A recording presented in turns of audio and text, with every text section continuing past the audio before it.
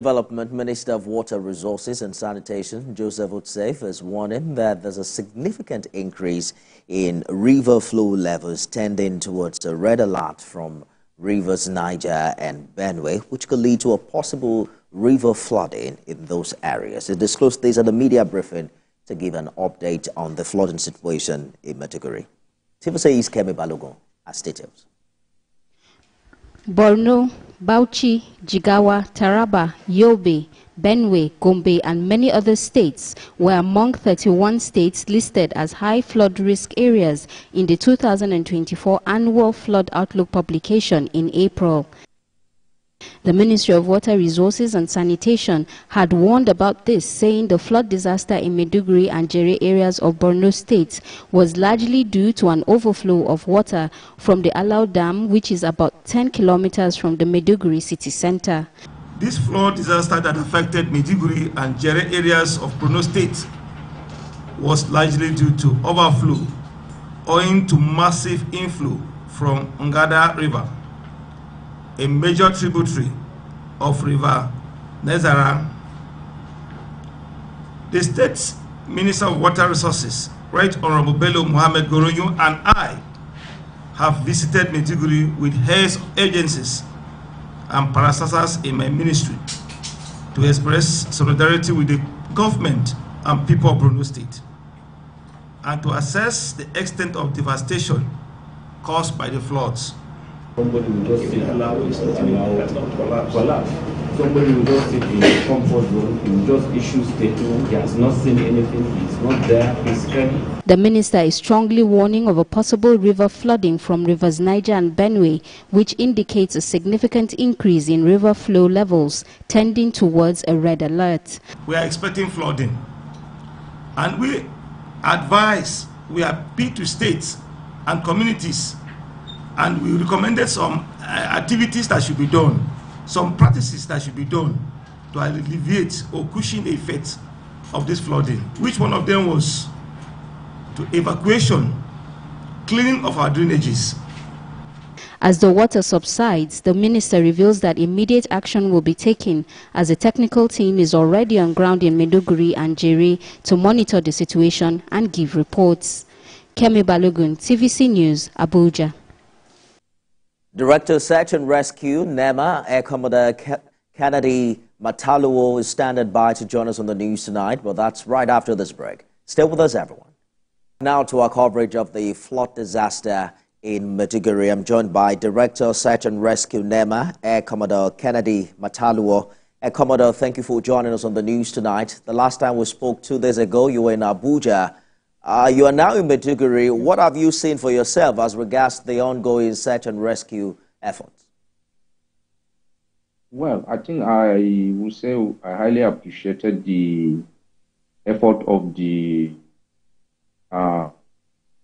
search and rescue team, made up of our staff, the NEMA, the SEMA, that's Borno State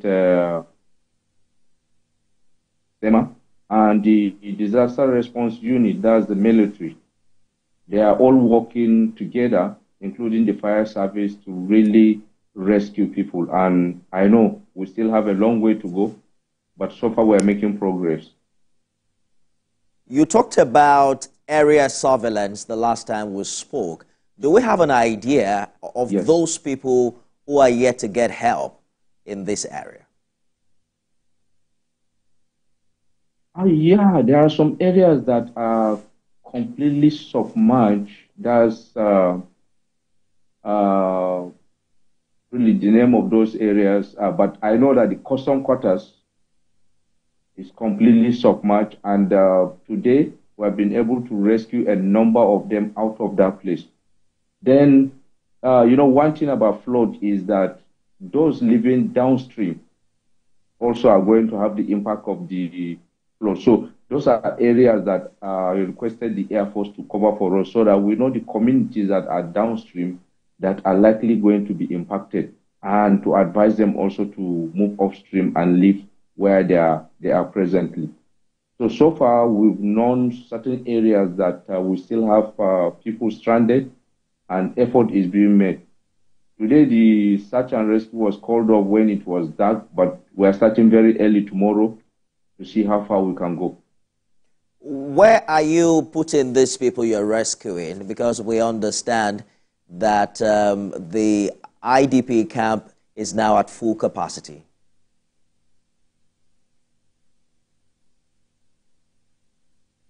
Commodore. Okay, there are camps that have been set up by the state government.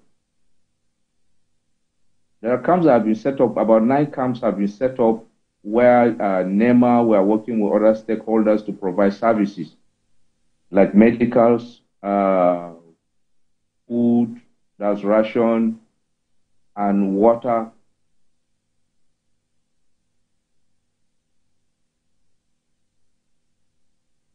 Well, it looks like we may have temporarily lost connection with the Air Commodore candidate Mataluo, who is the Director of Search and Rescue, NEMA, and is currently in Maiduguri. As search and rescue operation, we understand, is ongoing.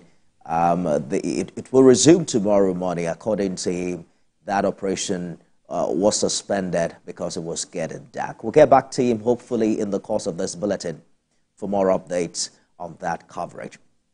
And still on the flood story, Vice President Kashim Shettima has reaffirmed the federal government's continued support to victims of flooding and insecurity across Nigeria, with a promise of additional relief for severely affected states. The Vice President made this commitment during his visit to an internally displaced persons camp in Niger State. Chinemi Bamae was there.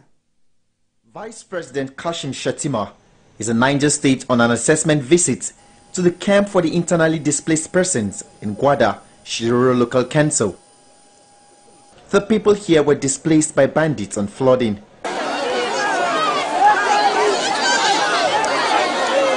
The National Emergency Management Agency says a total number of 46,853 persons were displaced.